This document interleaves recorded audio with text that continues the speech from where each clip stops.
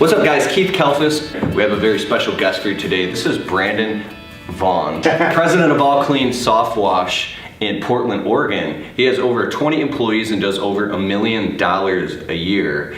And this is really awesome. I want him to tell his story, but really importantly, dive into hiring and retaining employees and how to go about that in your business. So this is really cool. What's going on, Brandon? What's up, man? Not much. Just here chilling with you, enjoying myself.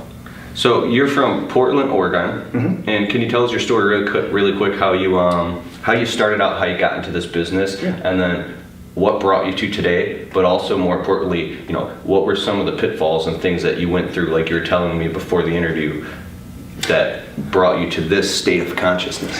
Yeah, well, state of consciousness. Yeah, there's so my backstory is pretty simple. It's probably like a lot of guys that got started in the window cleaning business. My dad actually started All Clean Window Service in 1978, and he was the guy behind the glass operating the squeegee for over 30 years. Just pretty much him and a helper, and that's all he ever wanted to do, was just have a really nice, small, simple business. Just him and a helper. And did about $100,000 to $120,000 a year for 30 plus years. In 2011, he was diagnosed with heart disease, and this was kind of one of those moments where I was like, "Whoa, now what?" The doctor told him, "Hey, you can continue to work, but you just can't do any of these motions. With the hand over the head." That's like, oh crap, that's like everything that I do day in and day out. So he hadn't set aside any money for retirement, didn't really have a backup plan of what he was going to do. I started working with him when I was like 13 years old. I actually worked full-time as a window cleaner, as his helper, from like the age of 14 while I homeschooled through high school, and then worked right alongside him. So in 2011, when this happened, he kind of approached me and was like, "Hey, what can we do? We're either going to close down the business or something's going to happen." So I bought the business from my dad in 2012. We had one employee, and we just said, "Hey, I want to grow this business, Dad. I want to grow it. We're going to get it set up. I'll take care of you and Mom. Don't worry about it. You need to be focused on your health and try to get to the point of retirement."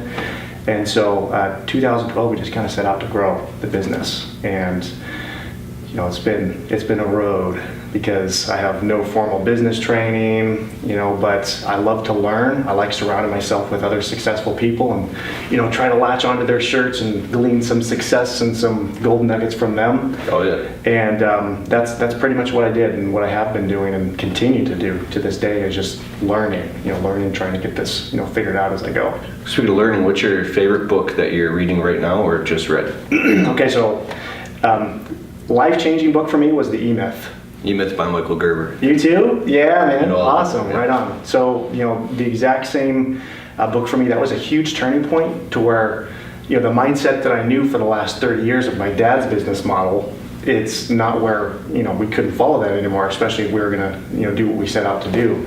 So the E-Myth was like, okay, here's how you work on the business. Here's how you grow it. Here's how you make it successful. And it was like, get that light bulb. Pick up the E-Myth if you don't got it. It's an amazing book. You get an audiobook as well, and he has E-Myth for contractors and different variations. It's a phenomenal book. I've listened to it probably 10 or 12 times, and every time I learned something new. It's talking about building a culture and things like that. Yeah. But working on your business, not working in your business. Yeah. And so the one that I read was the Why Most Businesses Fail and What to Do About It. Exactly. That was the one that he has like a ton of them now. Mm-hmm. The other really good book that I've been kind of obsessed a little bit more lately with company culture, because I've had some devastating moments in the last 4 years that was really kind of tough surrounding employees and the challenges of a growing company, because now we have over 20. Over 20 employees. Over 20 employees now. And so in these last 4 years, I feel like I've experienced just about every employee problem that you could possibly have, even though I know that's not the case, but it kind of has felt that way. Yeah. So anything that has to do with company culture right now and making your employees viciously loyal and productive. Is there a specific book on that, aside from E-Myth, that you've learned a lot? Or a podcast or any influencer? Oh man, almost too many to count, honestly. Yeah. One of the things that's really important to do is to get a business mentor. Yeah. And the cool thing is I was set up I did some research and found this program that's through the Small Business Development Center, the SBDC, and they have free mentorship programs. Okay, so this can be in their city too?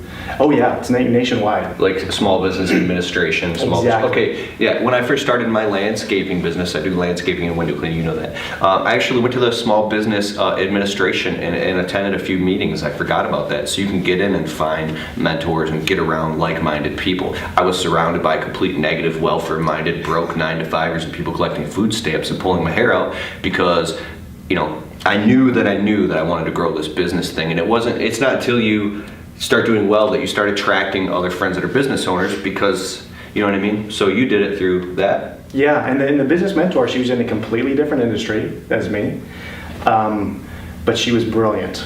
And really a lot of the mentors that are there, they're all brilliant. I mean, even though the program's free, it almost doesn't do it justice. You know, you almost feel like they should charge something for it so that you kind of, you know, realize the value of what you're getting and, you know, and stick with it. So, you know, I was dedicated to once a month going in and setting up my appointments and going in and meeting with her. Even though you had a business to run and jobs to do and everything, you were still dedicated to growth. You have to. You know, the thing is that if you're working in your business and you're the guy that's behind the wand or behind, you know, the mower or behind whatever that technician does, you are losing out on the opportunity to do something that no one else in your business can, which is set out to grow it and develop it and, you know, nurture it and work on it rather than working in it. And so it's the same thing that I've heard from every single person that runs a successful business is the sooner you get out of the field, the better you can grow. You know, the better you can grow and take off. And I'm sure you hear the same thing from everybody. I've actually gotten out of the field in my business 2 or 3 different times where I was just selling jobs and, you know, I'd show up at the job or tell the guys what to do, then I'd leave. And then my top guy, something happens in a family issue, he starts having a nervous breakdown, then I gotta run in and save it, and then, or leaves, or I find out a guy is doing something he shouldn't do and I've gotta get rid of him. And we do screen our employees and things like that. But the number one issue is how do I find and train and develop employees? How do I find guys that will stick around that are actually, because we go inside of people's homes. This is very, very important. So tell me, I kind of jumped ahead. I want to know about like that nightmare situation in your business that really where you had a breakdown, and then get into the employee thing too, you know? Yeah, so for me it was 2014, so not that long ago. This is when I had my first panic attack. I mean, like straight up on the couch, my wife's holding the phone, like, should I dial 911? Should we take you to the emergency room? Like, what do we do? And my heart was racing out of control. I was having a hard time. So there's jobs going on, there's guys out working, and everything's collapsing. So what ended up happening is what caused that moment. So that didn't come out of the blue, well, kind of, but what caused that moment was 6 months previous to that, I lost my brother really unexpectedly. He actually took his life, which is like a whole nother thing to kind of process. He was an employee of the business at the time. You know, he was working with me, and you know, he had really severe depression issues that, you know, we were trying to, you know, kind of work on as a team, and so, you know, having a personal life-shattering event that happens ripples through your entire company and ripples through everything, especially when you're so closely and deeply involved with what's going on. Which in 2014 I had 7 employees, you know, so we were small, you know, we're smaller, and so 6 months after that, you know, the business suffered.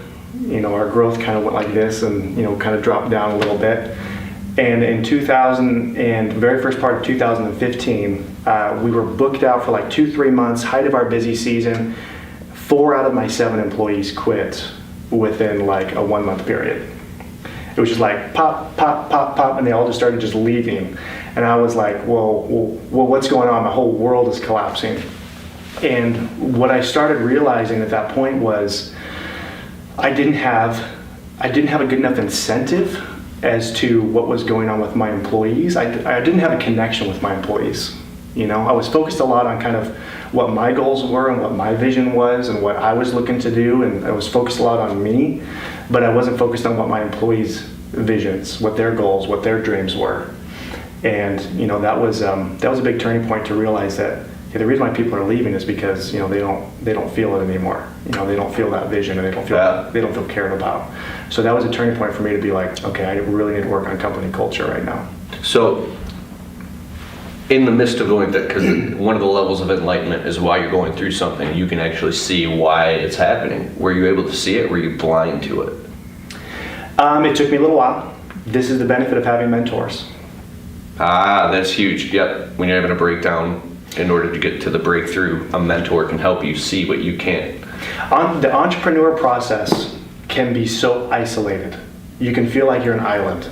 Yes. And if you're not connected with other like-minded people, and not just people that are in the same struggle as you are, because I think a lot of time people like being in little groups of other contractors that are going through the same struggles, but they've never really found the solution, and it's kind of more of just a bitch fest. Yeah, where it's just like, oh, this is my problem too. Oh yeah, employees suck. They're the worst. They're awful. They never show up on time. They never do this. They never do that. They never do this. And when you're surrounded with those types of people, or that's your environment, then that's your mentality. And so for me, what my goal was is I need to surround myself with people who have fixed the problem and they understand what the issue is and they've been through it, but they've also found the solution.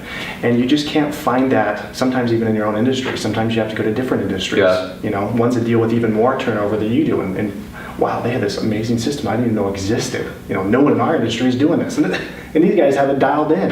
Yes. Unless you're plugged in with those kind of business mentors, you never learn about that stuff. Real quick, you're hitting on what I like to relate to it like a paradigm. So you said outside of the industry. One of the biggest thing I started to learn once I started growing my small business was, oh my God, there's a whole world outside of this job thing. Yeah. And there's going to live events and stuff like that. So if you can't find that even in a person or people, then literally seek online. That's why people are watching YouTube and they're checking out these guys. That's why you guys are here right now in this course, because it's to go, it's reaffirming something that sometimes you kind of already knew or you didn't even know. And that's how you make this amazing transition or transcendence, is by it's consciousness, totally consciousness. So you had that breakdown and then you had mentors and you started to say, I got to install systems in company culture, which is, because we're talking about employees, this is extremely important. When you say culture, company culture, what do you mean by that to keep the morale high?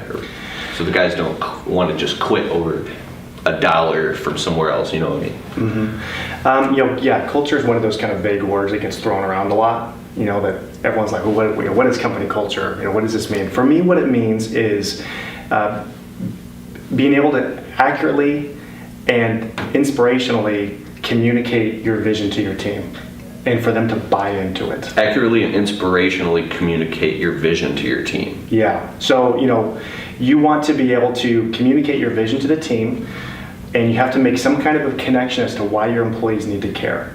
And Simon Sinek, I don't know if you're familiar with Sinek, The power of the why. Amazing. That's yeah. why. Start with why. If you want to watch that TED Talk that he has on Start with Why, that's like an amazing 20-minute watch. Yeah, look up Simon Sinek, Ask Why, TED Talk. He talks about Apple and all that stuff. It's genius. So it's being able to communicate why the company's doing what it's doing, why the employees need to care about that, why helping the company achieve all of its visions and goals and hopes and dreams can help them achieve their visions, hopes, and dreams, because they actually are related.